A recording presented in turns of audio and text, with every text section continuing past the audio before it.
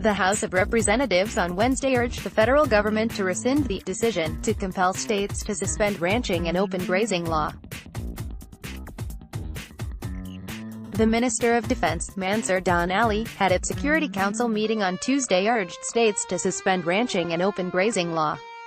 The call by the lawmakers followed a motion under matters of urgent public importance by John Dyegh, APC-Benue, at plenary. Moving the motion, Mr. Dyegh said that the 1999 Constitution expressly empowered states' houses of assembly to make laws for the good governance of the states. According to him, based on the rule of law and tenets of democracy, it was totally wrong for the federal government to dabble in the affairs of states. Mr. Dyegh said that the federal government was ignoring the laws of the land, more so, the Land Use Act, which had given power over lands to governors. He said that the anti-open grazing law in Benue was enacted after the unprovoked Agatu killings by Fulani herdsmen that claimed the lives of over 800 persons and ravaged over 20 villages. He said that, in the past 7 years, clashes between herdsmen and farmers in Benue had been on the increase with so many lives lost and farmlands and villages destroyed. This is not the only state that has made laws for good governance in it.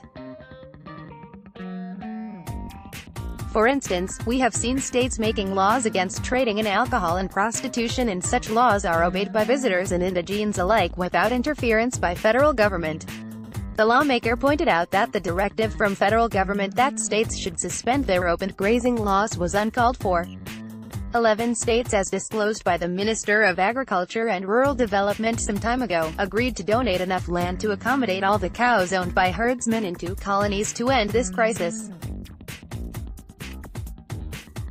More so, that even the National Economic Council in one of its meetings also agreed that ranching is the best way to end the crises.